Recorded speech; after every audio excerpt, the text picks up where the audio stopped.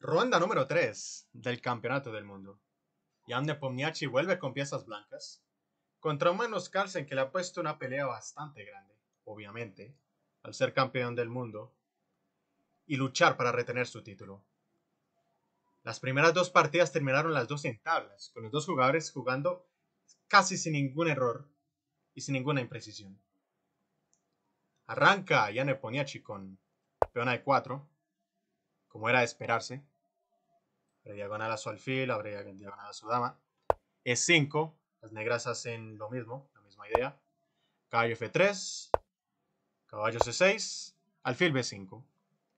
Apertura española o Ruy López. A6, la variante principal o clásica.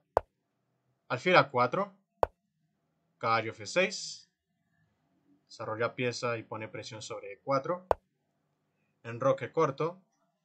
El peón de E4 está defendido indirectamente por la acción de la torre. Alfil E7, prepara su enroque. Torre E1, B5, siguen en la variante principal. Alfil B3 y enroque corto que básicamente le plantea a Jan Nepomniachtchi entrar en el ataque Marshall con peón a C3. Pero Jan Nepomniachtchi evitó esto, igual que en la partida número 1, pero lo evitó con una línea diferente.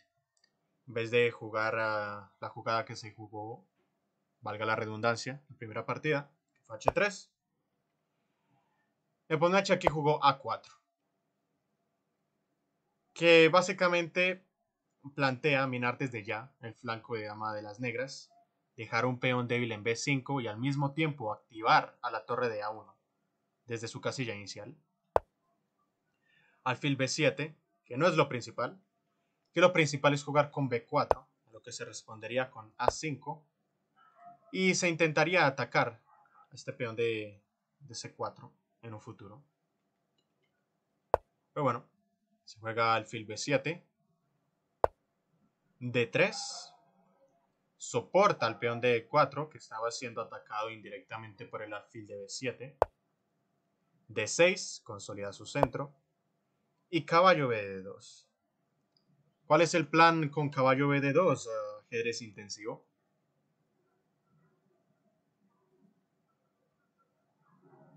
La ruta ideal para el caballo siempre va a ser F1 y E3 o G3. O sea, la casilla vinculada acá es la casilla F5, ¿no? Entonces, siempre y cuando se controla la casilla F5, alfil E3, C3, preparar un posible D4, preparar en condiciones la ruptura central y bueno, básicamente eso, ¿no? Trasladar las piezas.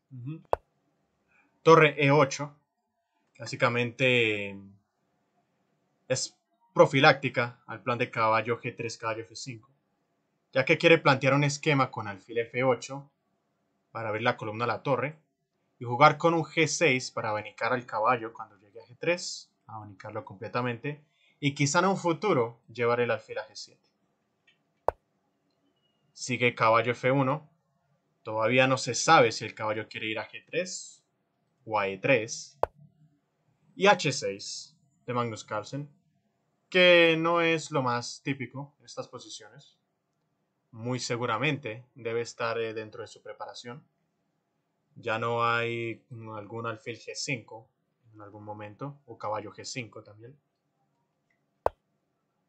Alfil D2, que es una idea no muy común en estas posiciones, básicamente, que es intentar jugar un poco más lento y evitar por ahora caballo A5. Alfil F8, retracta el alfil para que la torre de 8 tenga acción sobre la columna. Y caballo E3. Decide Nepomniachtchi que el caballo va a querer controlar F5 y D5 al mismo tiempo, pero en contraparte bloquea la acción de su torre, básicamente. Y caballo E7. ¿Qué busca caballo E7, Diego? Caballo i7, oye, es bastante interesante porque ahora al hacer caballo E3, deja otra casilla vinculada que es la casilla F4, ¿no? Entonces, aunque parezca misteriosa, es una jugada correcta, porque prepara D5, busca un posible caballo F4. Y hay que denotar que también la columna E no es realmente influencia en este momento. C4, que no es muy común en estas posiciones. Es mucho más típico querer adoptar un esquema con C3. Algo como C3 para querer jugar un D4 en un futuro más próximo. Pero juega con C4, que básicamente la idea es poner una pregunta a este peón de B5, básicamente. Y la pregunta tiene que ser respondida inmediatamente. Entonces Magnus Carlsen responde con B por C4. Pero después de B por C4, como dijimos, caballo podría llegar a ocupar C4, pero no lo ocupa desde D2, sino lo ocupa desde E3, con caballo por C4. Y después de caballo por C4, hay ya una presión bastante importante sobre el peón de E5. Así que básicamente un D5 es un poco menos recurrente por parte de las negras. Y caballo C6. Nota bastante importante. Como se jugó C4 en vez de C3, la casilla de D4 es una debilidad que el Magnus Carlsen ocupa desde ahora, devolviendo el caballo a C6. Torre C1. Nepomniachtchi pone su torre de A en la columna abierta, ya que la columna A no se va a abrir ya, porque el peón de B5 se intercambió. Ups, el peón de B5 se intercambió. Y una jugada muy curiosa por parte de Magnus Carlsen que es A5. Diego, ¿qué hace A5 básicamente? ¿Cuál es la idea con A5? Sí, que básicamente acá, con A5 controlas la casilla A5, ¿no? Que antes podía ser ocupada por el caballo. Imagínate un caballo A5, caballo por A5. Una pieza que no puede ser expulsada haciendo un labor fundamental, que es mirar C7, después un torre C8, un dama C2, o alfil D5 incluso, no sé, algo así, no sé. Alfil D5 no, pero presionar en C7 es terrible, terrible, un dama B3, y estás en problemas, ¿no? Entonces, A5 controla la casilla 5 que puede ser ocupada para el caballo. Y también que Digamos la estructura porque no hay un peón en B y podemos presionar el peón de A4 sin problema. Y también esa sutileza, ¿no? Que se puede jugar a alfil A6 para presionar por toda la diagonal, ¿no? Alfil C3, con idea de seguir controlando cualquier avance de D5 al poner presión sobre E5, al mismo tiempo que soporta un D4 en un futuro bastante cercano. Y alfil C8, que parece una jugada de antidesarrollo, pero realmente el alfil está buscando una de dos diagonales. Busca o venir a G4 para clavar el caballo, incluso intercambiarse por ese caballo, ya que el alfil, este alfil de C8 no es que tenga mucho juego. O si te juegan H3, digamos en este momento, jugar algo como alfil E6 y ahora el alfil tomaría esta diagonal, oponiéndose al alfil de B3. Por eso alfil C8 es una excelente jugada. Y Nepomniachtchi juega D4 ahora mismo, ¿no? Ya que la coordinación del negro no es tan buena, decide romper en el centro inmediatamente. Por D4 para abrir la columna y tener presión sobre E4. Y caballo por E4. Se toca el caballo, entonces toca hacer algo al respecto. Caballo por D4 es la elección de Magnus. Y dama por D4. Se defiende al peón D4 y se centraliza la dama. Y como la dama realmente no puede ser atacada de una manera satisfactoria sin crear debilidades, ¿no? Entonces básicamente la dama está muy bien ahí en D4, completamente centralizada. Y alfil E6, ya que la diagonal de G4 hacia D1 no tiene ninguna función. el alfil va hacia E6. H3. Hay que notar cuánto tiempo Nepomniachtchi se demoró desde alfil E6, que tenía 1 hora y 24 minutos, hasta H3. 30 minutos calculando. Y lo que jugó después fue H3, que es, bueno, interesante, al menos. Y C6. Era de notar.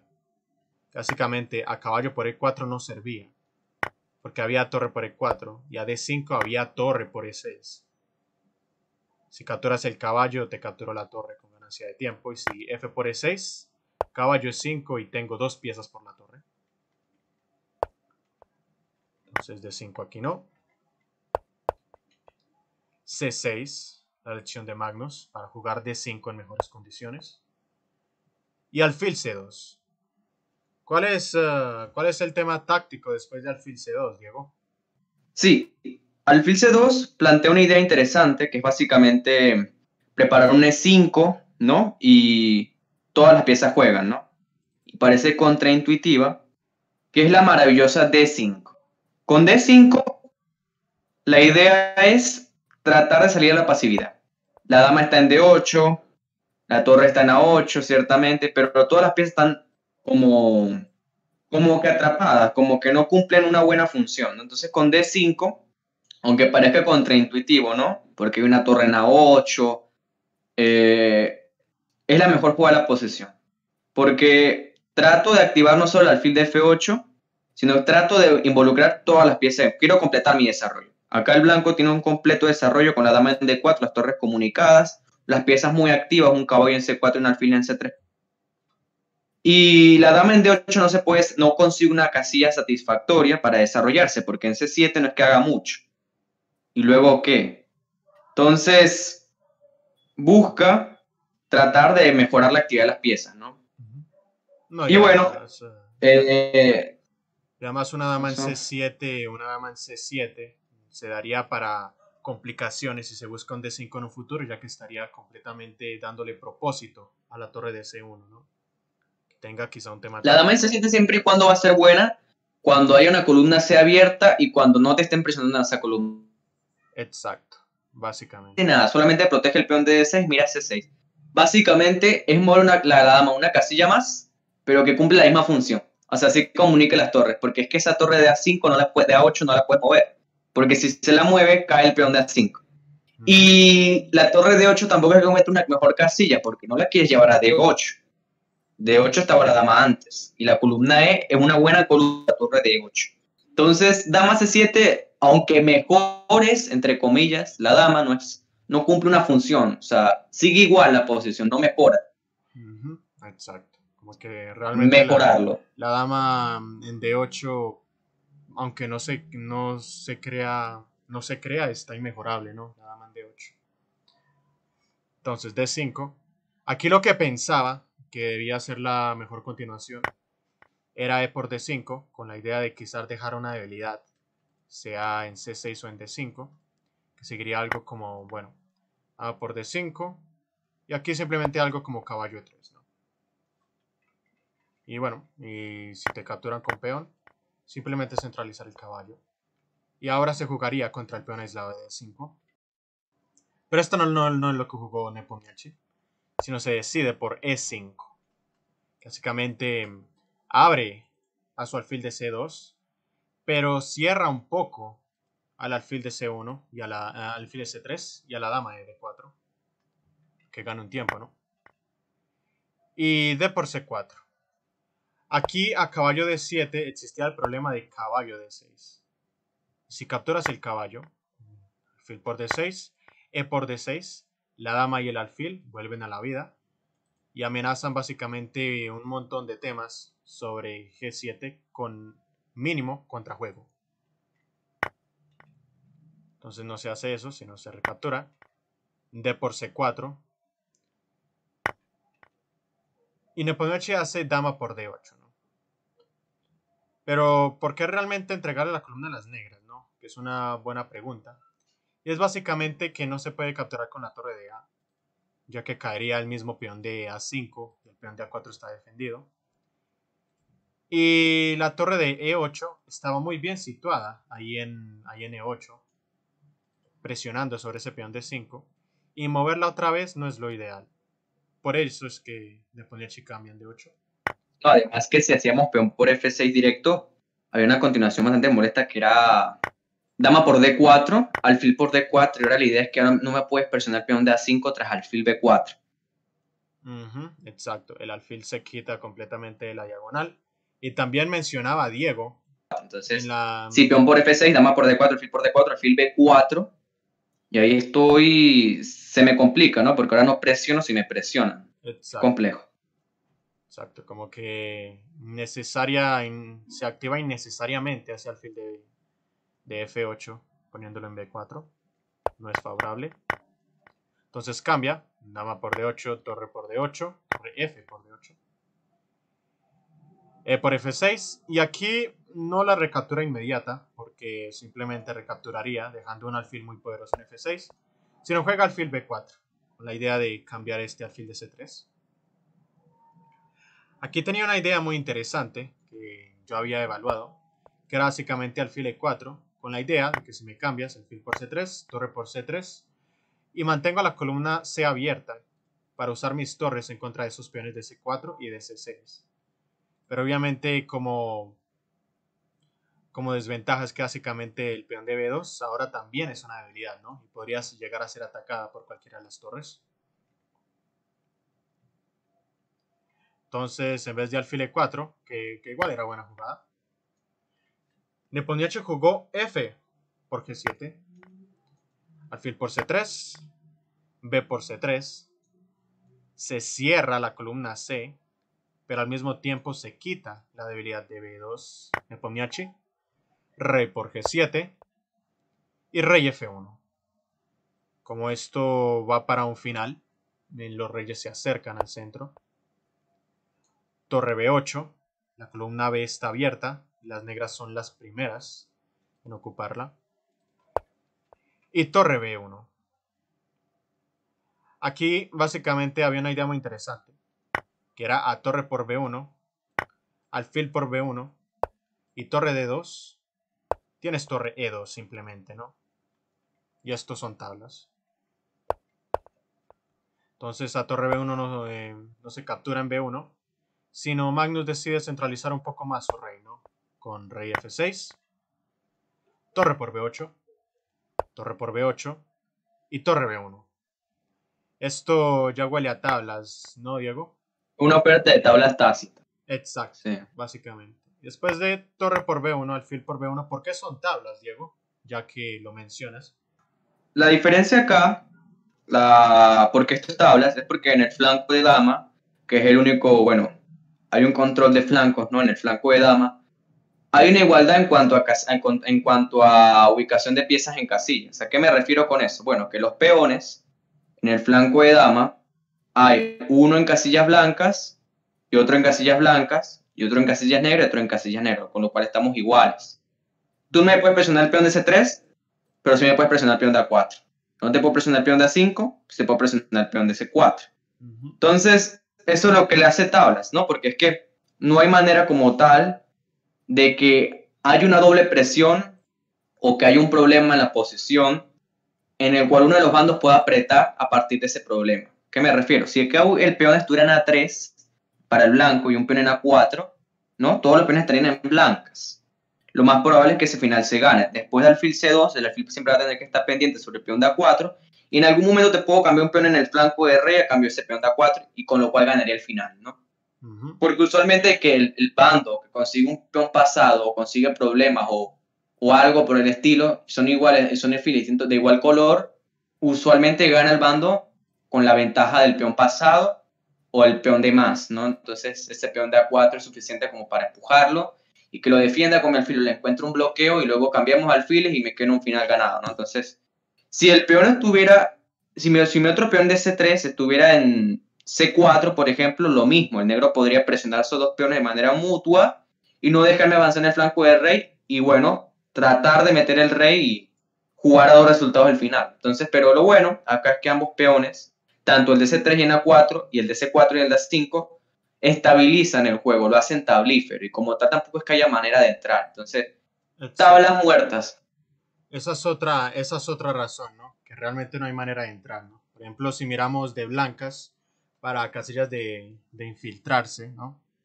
O al menos por el rey, realmente no hay manera de infiltrarse, ¿no? Porque las casillas están completamente controladas, no hay manera de infiltrarse por el flanco de dama. El rey siempre está Esa es la controlando principal también. cualquier forma de infiltrarse por el centro, y el rey al mismo tiempo también puede controlar el flanco, que en ningún momento el rey blanco se infiltra en cualquiera de esos tres lugares. Y lo mismo por parte del negro realmente. El peón de A4 controla al mismo tiempo que que el peón de B4 cualquier clase de infiltración por parte del rey negro, ¿no? Y el rey blanco va a hacer lo mismo en el centro y en el flanco de rey, que es básicamente venir a E2 y a F3, controlando cualquier clase de infiltración que quiera hacer el negro. Rey E5, centraliza el rey Magnus. Rey E2, Nepomniachtchi. F5, alfil C2, defiende A4 desde ya. Acá si el blanco se pasa de listo, F4. si acá el blanco se pasa de listo y juega rey F3, ¿no? Para entrar, ¿no? Rey G3, rey H4, rey H5. Alfil D5 y F4 sirven. Eso es lo bonito, ¿no? Alfil D5 y alfil F4, me como en G2. Más tablas todavía. Exacto. Y aquí tendrías F4 y rey H2. Y aquí esto es una pasividad tremenda por parte del negro. Realmente el blanco no puede arriesgarse de esta manera a perder esta partida. Lo peor es que esto ya está perdido, según el módulo. Entonces alfil C2 en cambio. F4. Alfil B1. Como dijimos, a rey F3 siempre hay un alfil D5. Y C5 por parte de Magnus. Quita ese peón de una casilla clara. Una casilla de color oscuro que no puede llegar a ser atacada. Alfil C2. Vuelve Nepomniachtchi porque no hay nada mejor. Alfil D7. F3. Que parece contraintuitivo porque pone otro peón en casilla clara. Pero si el rey quisiera infiltrarse vía, digamos, por H4, el rey simplemente podría ir a F2 y son tablas muertas. Entonces no hay manera de castigarlo. Rey F6, H4. Hay que denotar el control de casillas, ¿no? Que el rey no puede pasar el flanco de rey. Rey E5 de vuelta. Rey F2, amagando un G3 quizá. Rey F6 de vuelta. Rey E2, Rey E5, Rey F2. Y aquí los jugadores acordaron las damas. Una partida bastante sencilla por parte de los dos bandos, ¿no? Otras tablas, bueno, bastante precisas, diría yo. Sin errores. Esta partida no tuvo ningún error, realmente. Ni humano ni de máquina. ¿Qué piensas de la partida, Diego? Muy buena la partida, la verdad, muy buena, porque es que hay muchos temas. 3 es poco común, pero también controla de 5. Incluso en ese final, si el blanco se pasaba de listo y jugaba G3, ese alfil siempre se puede mantener esa diagonal y no hay manera de seguirlo empujando o de atacar otro peón, porque bueno, te bloqueo y gano. Una partida muy estratégica por parte de Nepomniachtchi que verdaderamente me sorprende, ¿no? Algo más agresivo, más dinámico. Más dinámico, habrás querido decir. Me sorprendió mucho. Y también el punto crítico de hacer A5, que es difícil de hacer porque pareciera que deja una debilidad, pero es buenísima porque con toda la casilla A5 y no hay mejor manera de hacerlo. Entonces, A5 buenísima. En general una partida muy buena. Ese D5, esa ruptura crítica. Una excelente ruptura, ¿no? Arriesgarte a quedar inferior. Activando tu alfil, arriesgándote a quedar muy buena ese D5 y bueno. Abriendo básicamente una partida muy precisa, muy igualada, pero un poco aburrida. Sí, eso Pero el sí. resto estuvo excelente. Eso sí es verdad. Y es muy posible que cuando a Nepomniachtchi le toque jugar con piezas blancas de nuevo, cambie su esquema a algo un poco aún más dinámico, diría yo. Ya que la Ruy López, Magnus Carlsen de negras, la juega muy bien. Y puede que Nepomniachtchi nuevamente, cuando le toque en blancas, juega algo más diferente. Y bueno, mañana será la ronda número 4. Y hasta el siguiente análisis. Chao, chao.